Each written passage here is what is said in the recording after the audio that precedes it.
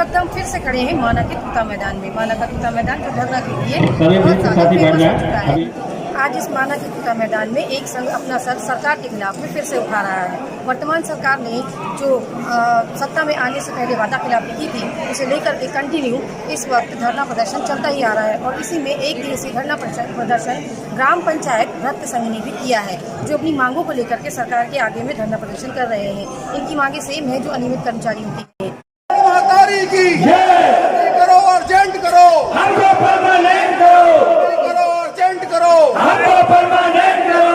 हमको नियमित करना होगा, करना होगा, करना होगा, हमको नियमित करना होगा, करना होगा, करना।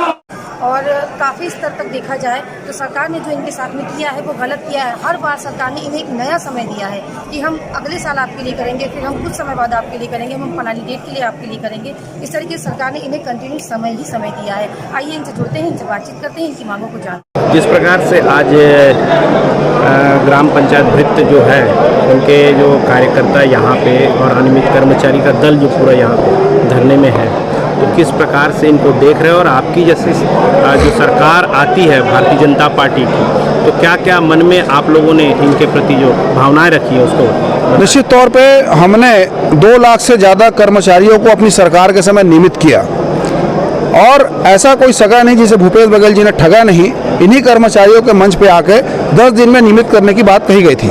4.5 साल का समय जा चुका है, कुछ महीने बाद आचार संहिता लग जाएगी, फिर से कर्मचारी ठगे गए। लगातार इनकी आंख में धूल झोंका गया, जालसाजी की गई है और अब कर्मचारी सड़क पर उतरे हैं। इनकी मांग है उसको निश्चित तौर पर पूरी करनी चाहिए। अभी भी सरकार के पास में मौका है, इनकी मांग को मान ले, अन्यथा पूरे वृत्त कर्मचारी सड़क पर उतरेंगे, गली गली गाँव को जाएंगे, चरणबद्ध आंदोलन करेंगे। भारतीय जनता पार्टी के नुमाइंदे होने के नाते मेरी ये जिम्मेदारी है कि इनके जो मांग है उसको घोषणा पत्र हम शामिल भी करवाएंगे। और आज जो हमने घोषणा की है कलेक्टर दरमियान को दिलवाना, कलेक्टर दरमियान को रोजगार दिलवाना हमारी प्राथमिकता के तौर पर, इस आंदोलन को हम बिल्कुल समर्थन दे रहे हैं और आगे इस लड़ाई को हम लड़ेंगे सामने। अभी जो वर्तमान सरकार है, भूपेश की सरकार है, वो तो कह रही है कि भाई आखिरी बजट है उसमें जो अनुपूरक बजट है उसमें शामिल करेंगे। इनकी बातों को क्या लगता है? ऊँट के पाँव पालने में दिख जाते हैं। इस बजट से बहुत उम्मीद थी। 200, 400, 500 रुपये देकर कहीं ना कहीं कर्मचारियों को ठगा गया है और ये 200, 500 रुपये लेने की स्थिति में लोग नहीं हैं। लंबे समय से काम कर रहे हैं, काफ़ी गरीब परिवार से आते हैं, ग्रामीण परिवेश से आते हैं, इनको इनका अधिकार मिलना चाहिए। कलेक्टर दर देने में क्या दिक्कत है? अगर आप नियमित नहीं कर सकते हैं कलेक्टर दर दे दीजिए, लेकिन आपकी इच्छा शक्ति नहीं है, आप देना भी नहीं चाहते हैं।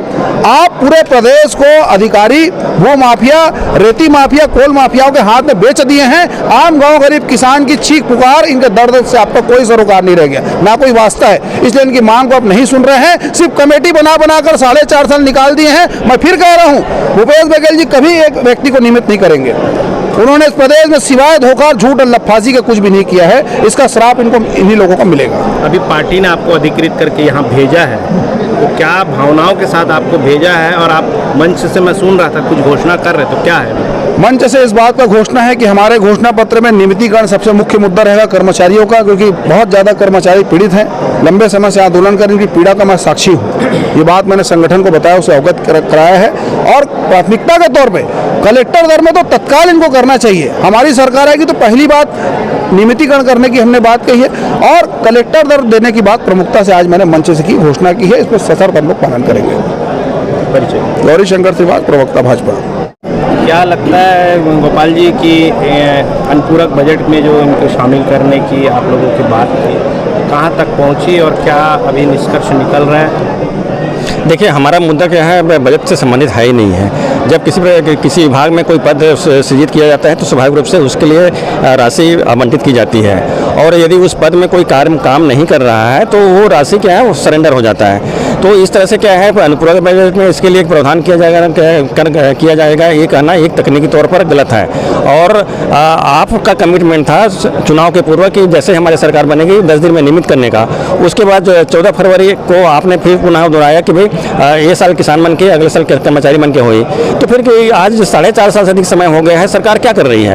ये पूरी तरह से गुमराह करने वाली बात है। हम इसके भी बिल्कुल इत्तेफाक नहीं रखते हैं। मैं आपके माध्यम से माननीय मुख्यमंत्री महोदय से आग्रह करूंगा कि आप तत्काल इस पर कार्रवाई करें और प्रदेश के जो लाखों आदमी कर्मचारी हैं, जैसे संविदा दैनिक वेतनभोगी, आउटसोर्सिंग ठेका और जवाबदार मानदेय, इनको आप जो नियमितीकरण की बात है उसको पूरा करें। और जो कर्मचारी जिसको निकाले गए हैं, आपने हर कर्मचारी संगठन का जो पृथक कर्मचारी उनको लिख के दिया गया था कि हमारे सरकार आएगी तो आपको रोजगार देंगे। लेकिन मैं बताना चाहूँगा कि इसी सरकार में महिला पुलिस वॉलंटियर जो होते थे 4250 करीब है, उनको जॉब से निकाल दिया गया। राष्ट्रीय स्वराज अभियान, ग्रामीण स्वराज अभियान से वहाँ से 180 लोगों को निकाल दिया। इस तरह से कम से कम 10,000 जो अनियमित कर्मचारी हैं उसको निकाल दिया गया। मैं आपके माध्यम से पुनः मैं माननीय मुख्यमंत्री महोदय से निवेदन करूँगा कि उनको कम से कम रोजी रोटी का अवसर दें। और इस प्रकार हमारे जो अंशकालीन साथी है, जिसको क्या है रसोईया जैसा है, जिसको 50 रुपये रोजी मिलता है, इसको सफाई कर्मचारी है जिसको क्या है कि दिन का 80-60-70 रुपये मिलता है, ये तमाम जो हमारे जैसे कि कृषक मित्र है जिसको प्रतिदिन 33 रुपये मिलता है, ऐसे जो अनियमित कर्मचारी हैं उसको न्यूनतम वेजेस सरकार दे। और पाल जी, जिस प्रकार से अनियमित कर्मचारियों के अंदर एक बड़ा भय सता रहा है सीधी भर्ती को लेकर, इसके बारे में क्या कहना? देखिए, सीधी भर्ती का हमने काफ़ी विरोध किया, हमने मुख्यमंत्री महोदय से अनुरोध भी किया है। आप सबसे पहले जो अनियमित कर्मचारी उसको नियमित करें, उसके बाद सीधी भर्ती करें। ठीक है, ऐसे कुछ पद है जो जिसमें अनियमित कर्मचारी नहीं है, उसका नियमित भर्ती कर सकते हैं। लेकिन इस तरह से कई विभागों में जैसे बता रहा हूँ मैं, आपका जो ITI है, ITI में 950 मेहमान प्रवक्ता और प्रशिक्षण अधिकारी है, ये पूरी तरह से बाहर हो जाएगा। हमारे जो स्कूल में अतिथि शिक्षक है, बस्तर में खास करके करीब 4000 अतिथि शिक्षक है, ये नई भर्ती से पूरी तरह बाहर हो जाएंगे। तो ये तमाम जो अनियमित कर्मचारी कहाँ जाए, इसके लिए जवाबदार आप किसको मानते, कर्मचारी वर्ग या शासन को? देखिए, कर्मचारी तो दबाव में है। यदि मैं आज की तारीख में किसी आंदोलन में जाता हूं तो मेरे उच्च अधिकारी मेरे पर दबाव डालता है, तो स्वाभाविक तौर से जिसकी रोजी रोटी उसी नौकरी भरोसे चल रहा है वो अपना एक कंफर्टेबल जोन में है, उसको छोड़ना नहीं चाहता है। लेकिन इसके लिए लड़ेगा कौन? हम संघर्ष कर रहे हैं, तो स्वाभाविक रूप से सरकार यदि कमिटमेंट किया, यदि मैं किसी के लिए आपके लिए कमिटमेंट किया हूँ तो स्वाभाविक रूप से मेरे दायित्व बनता है कि मैं उसको पूरा करूँ।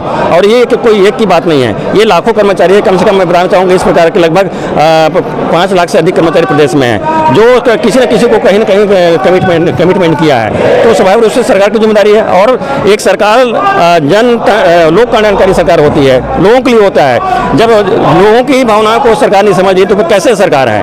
तो स्वाभाविक रूप से इसकी खमियाजा तो सरकार को भुगतना पड़ेगा। गोपाल प्रसाद साहू, प्रांतीय संयोजक, छत्तीसगढ़ अनियमित कर्मचारी मोर्चा।